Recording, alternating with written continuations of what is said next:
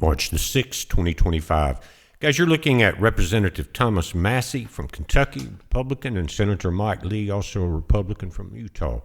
They've teamed up to reintroduce the Fed bill in the House and the Senate to liquidate the Federal Reserve's assets and transfer all money to the Treasury. Looks like another building may be going up for sale there in D.C., guys. We talked about those yesterday or day before. Anyway, it's a great thing. You would end the IRS. Then they're going to create the ERS, the External Revenue Service, and pay the U.S. taxes or the U.S. bills. We pay the taxes, but instead of taking money from us, take it using tariffs and profits from all the trade and everything else. Just let that pay the bills. It should have never been put on us. Never. Additionally, Massie has introduced a bill to audit the Federal Reserve in the House. Massie previously introduced the bills last year in 2024. Now, that's a two-pronged approach to end the Fed. One is you want to shut them down. They're worried about that. And then at the same time, while it may be trying to prepare some defense against that, you've got an audit coming in the other door. And so they may just want to exit out quietly. We'll see how that works out. But the Federal Reserve Board of Abolition Act was first introduced by former Representative Ron Paul in Texas in 1999. It hasn't been reintroduced since 2013. In addition to introducing this legislation to end the Fed, Massie also introduced House Resolution 24, the Federal Reserve Transparency Act of 2025, to audit the Federal Reserve. H.R. 24 was originally introduced by former Representative Ron Paul in Texas in 2009, according to a press release from Massie's office. So Ron Paul has been way ahead of the game, guys. We've known it for a long time. He just had no power, being an independent, and he just didn't have the power. The deep state was way too big for him to handle. It took Trump to do it, and it cost Trump a lot, almost cost him his life. But again, Ron Paul just did not have the power and the people behind him. Too much grifting going on and too much lobbying. The act will abolish the Board of Governors of the Federal Reserve System and liquidate all assets to return to the taxpayer. It also repeals the Federal Reserve Act in 1913 law that created the Federal Reserve, effective 1 year after the bill is signed into law. And you can read the bill here. I'm going to link to this article. But Massie said in a statement yesterday, Americans have suffered under crippling inflation, and the Federal Reserve is to blame. He continued, during COVID, the Fed created trillions of dollars out of thin air and loaned it to the Treasury Department to enable unprecedented deficit spending. COVID had many deadly angles. By monetizing the debt, the Federal Reserve devalued the dollar, enabled free money policies that caused high inflation. Mike Lee added, the Federal Reserve has not only failed to achieve its mandate, it has become an economic manipulator, directly contributing to the financial instability many Americans face today. They were all part of the deep state to take down the nation as we know it. We need to protect our economic future, he said, in the monetization of federal debt that fuels unchecked federal spending and put American money on solid ground. We need to end the Fed. He's got the right people behind him now, and Trump is all for it. I don't know how they're going to stop it. This comes as Trump announced he intends to personally inspect the United States gold reserve housed at Fort Knox to see whether the 4,580 tons of U.S. gold supposedly stored at Fort Knox still exist, or if its bureaucrats in the Federal Reserve have been engaging in a financial sleight of hand behind closed doors. When they talk about that missing gold, I cannot help but think about the underground mine that Elon Musk mentioned, where they were storing all these records instead of digitally storing it. Said they were on an elevator. It would take 7 hours or something to get down into this place, guys, somewhere. I don't remember the name of it. If you saw some of the early presidential meetings and White House reports coming out, you probably remember him saying that they were looking for records, but they were being buried.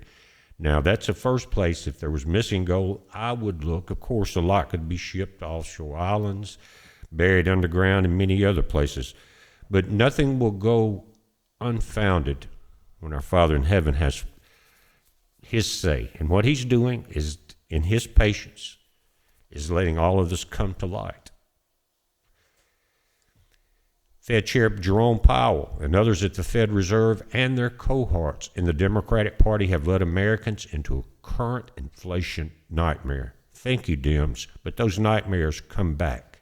Got another snake that the head needs to be chopped off, and Trump has just started that. When he actually hired Linda McMahon, or appointed her, brought her up for the office of running the Department of Education, it was to destroy it. Take it apart, piece by piece, put it back in the state's hands. They have ruined the nation, guys. They've driven the cost of college up. They pushed the transgender onto our kids, which eliminates reproduction here in the U.S., and it's become a mental health case for these kids. But Trump has drafted an executive order calling for the U.S. Department of Education to be shut down. The Wall Street Journal reported late Wednesday, this was last night. They've been talking about it now. And if we look at it, a draft of the order directs Education Secretary Linda McMahon to take all necessary steps to facilitate the closure of the Education Department based on the maximum extent appropriate and permitted by law.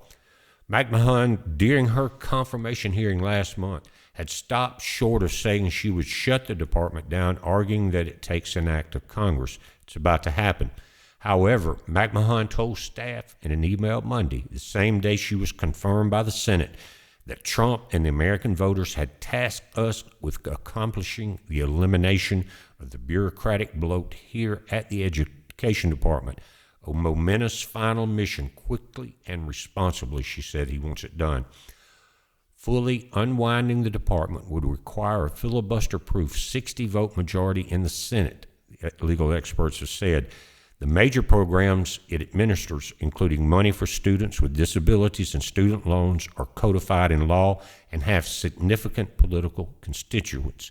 But guys, they're not going to fool with that part, I don't think. It says with around 4,500 employees as of last year, the department is the smallest cabinet-level agency, but none of those are teachers, or either they're behind a desk not teaching students. They're figuring out how to do the LGBT thing and push that down their throats. Polls show most Americans are skeptical of eliminating the department, and Democrats have rallied in opposition to the idea. I think these polls, again, are Democratic polls, and it's probably 85 or 90% to get rid of the Democrats and the Department of Education because of what it's become. The federal agency began in 1979 under Carter and currently has an annual budget of $80 billion to ruin the kids in some of these schools, guys, in the 12th grade cannot even read and write. They didn't care about that. They just wanted to get the money, push the agenda, dumb them down, keep them from reproducing, and drive them crazy. The department in charge of, among other things, financial aid and student loans for college students, career and vocational educational funding, the Title IV regulations and oversight, and the Office for Civil Rights.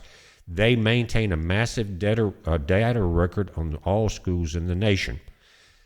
Some of this is going to be saved. They need some of the information there, like, again, the financial aid, student loans, things like that. But the main thing, I think, is you've got handicap educational funding, vocational things like that to help kids get into real jobs. Votech, to me, is one of the best things that's ever happened because now you got a bunch of dumbed-down kids.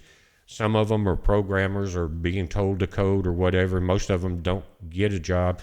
Because I know, living here in the South, when I grew up, everybody worked, everybody had jobs, everybody liked it. Now you can't get anybody to work. Too many handouts, too many lazy kids because of the Department of Education and the Federal Reserve. Both are working hand in hand to destroy a hell of a lot. says the department's federal student loan portfolio amounts to about $1.6 trillion in student loan debt. And it's also responsible for the free application for federal student aid, or the FAFSA program. Conservatives in D.C. have argued that the federal student loan programs could be moved to the Treasury Department. And guys, they just weren't there when I was in college. You could. It wasn't that expensive either. It didn't cost you a couple $100 a semester, maybe. That included everything. And then it was easy to get grants if you had good grades. And if you had a good ACT score and all of that, they paid your way. But now you have to dedicate your life's work to paying these fools off. Why? To teach your kids what they've been teaching them. Now, McMahon had, at her confirmation hearing, said the Office for Civil Rights could be moved to the Justice Department and disability support to the Department of Health and Human Services. That's how they would handle that, guys. The civil rights thing, I don't know about. That's been pretty much corrupted and put into the DEI program. So that, I don't know. Again, the NAACP and a lot of that crap, guys, has been nothing but anti-American. But I just wanted to bring that in here. So we may be seeing really a trifecta: the Office for Civil Rights and Justice move to the Justice Department, and disabilities to the Department of Health and Human Services, eliminating a lot of red tape, a lot of jobs. I know that the job losses are going up, but people will adapt. They will learn how to work again, come into work, or either they'll fall by the wayside. But guys, we got a lot going on. We're watching it very closely. You watch it, pay attention for updates. It's a heads up. Be safe.